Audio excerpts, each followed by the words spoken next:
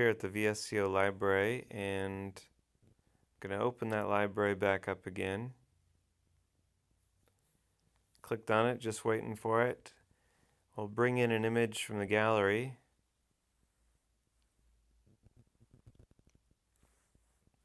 We'll look at pictures here from my recent travel along Highway 6 between Tillamook and Hillsboro.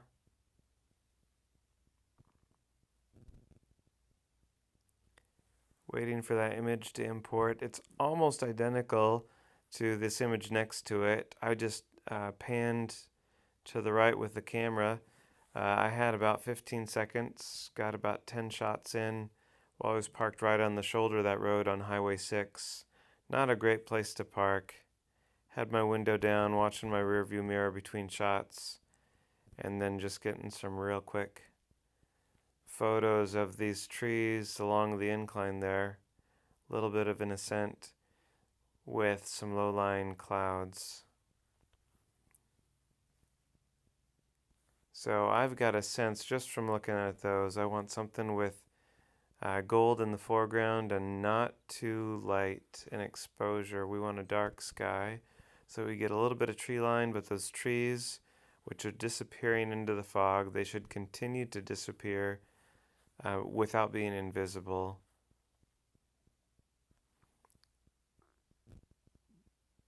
So that K filter you can see here makes that back line of trees quite a bit more visible, but while also bluing the sky in a way that makes the image quite a bit colder than what I want.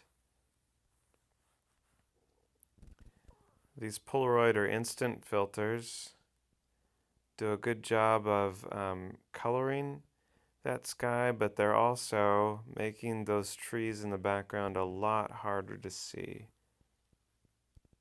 See, they're just completely invisible right there on P7.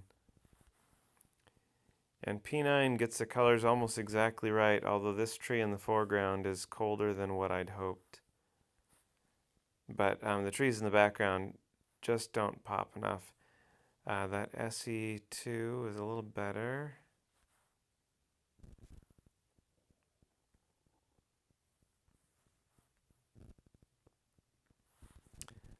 We're going to go all the way back to, I think it was 8 or 9. 9, here we go. And that tree is not strong enough. So even though the colors aren't quite right with the K filter, it looks to me like that's going to give me the strongest background.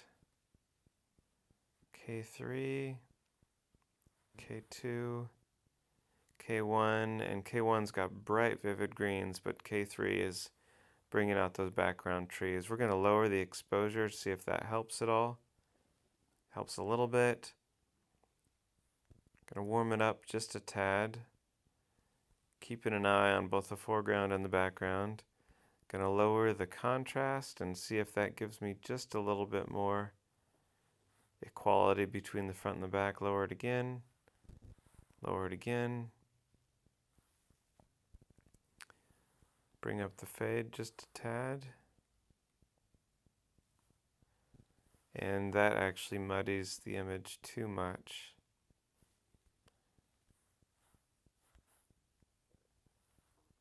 Kind of move toward the green side of the scale.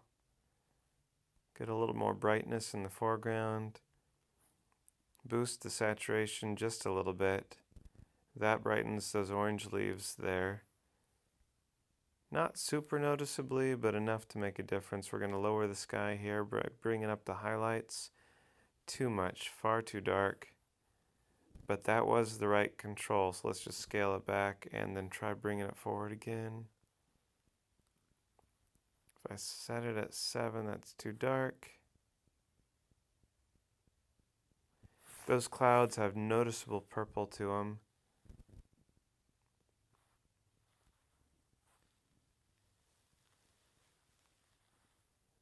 Which in the back of the photo isn't bad, but up in the front it really obscures that second line of trees.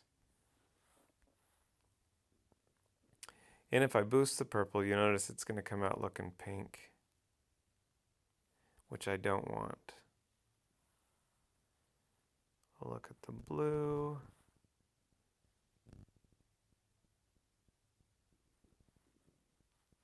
Cream and then orange. And then yellow.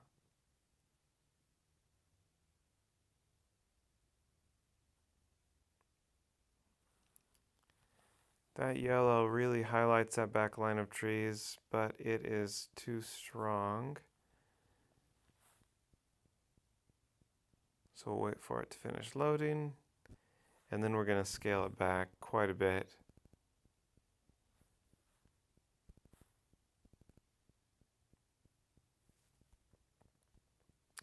And then we'll look at the shadow, try purple, that tends to highlight warm tones. And add a bit of fade there in the front. We'll contrast that with the blue. Look at the red and then the orange.